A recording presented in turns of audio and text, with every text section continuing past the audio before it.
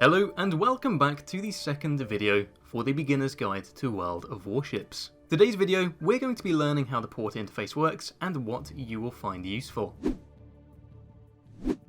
Once you've chosen the nation for your ship and completed the initial tutorial, you'll find yourself in port with a lot of information on display, which is what will be explained today. The port interface is more or less comprised of these four sections. The first being for missions, campaigns and events. Second is your profile, battle options and resources. Third is all the information regarding your ship, a lot of which we'll go into more detail as the series progresses. And then finally, the ship selection bar. Starting off with the left side, this section you'll interact with a lot, as the more you advance in game, the more things that start to appear. The way you're seeing things at the moment is a very limited version, since you've got a low access level, found by going into your profile, but as that goes up and you play more battles, you'll find new options appearing.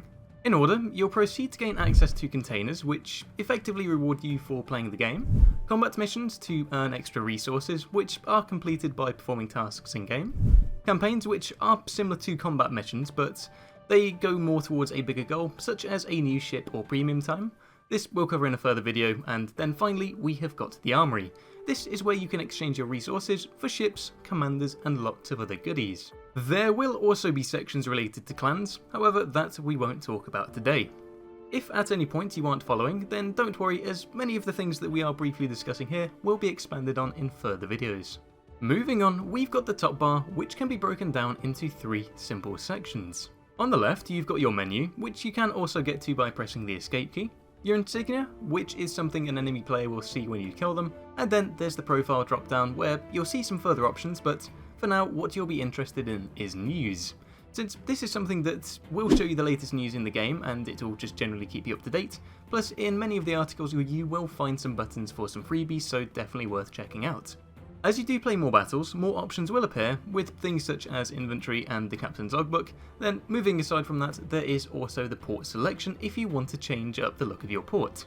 The middle section of the top bar is how you'll get into battle, change game modes and play with your friends.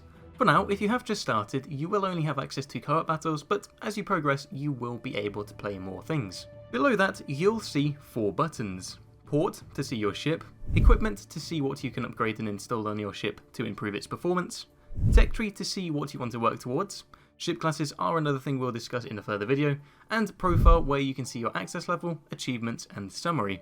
Further options will appear here as you do keep playing, such as exterior and access to clans. The right section of the top bar is for basic resources. Here you can see doubloons and credits. Doubloons are the premium resource in the game to buy special items and ships, and credits are the free to earn currency, which you can earn from battles and tasks, and is the most used out of the two.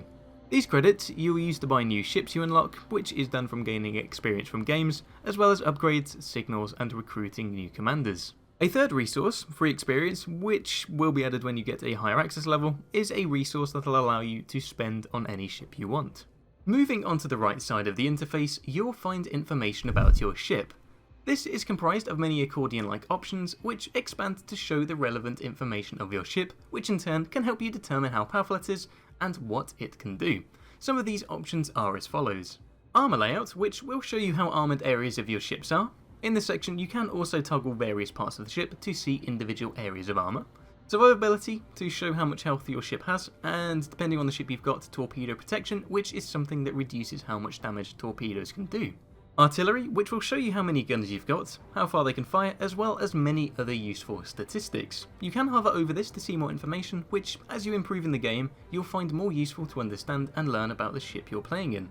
AA Defense, which will show you how well your ship can defend itself from air attacks. Maneuverability, which will show how fast the ship is, how fast it can turn, such as the rudder shift time.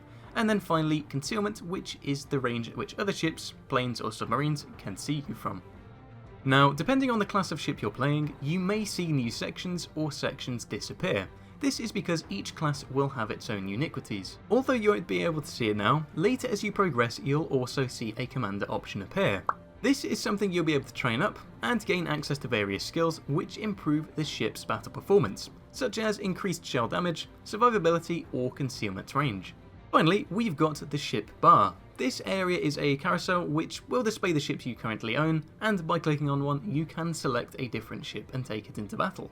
Once you start accumulating a good number of ships, you can click the funnel icon and with the options shown, highlight any ship that meets your search criteria. For an example of how this works, I only want to see German ships, that are cruisers indicated by this icon, and are tier 1. Now you'll see Himalayan has been highlighted since that matched our search criteria. If you want to remove this filter, you can then click the reset all button and return it to the default view. As well as this, you can also configure how this looks just by looking in this menu too.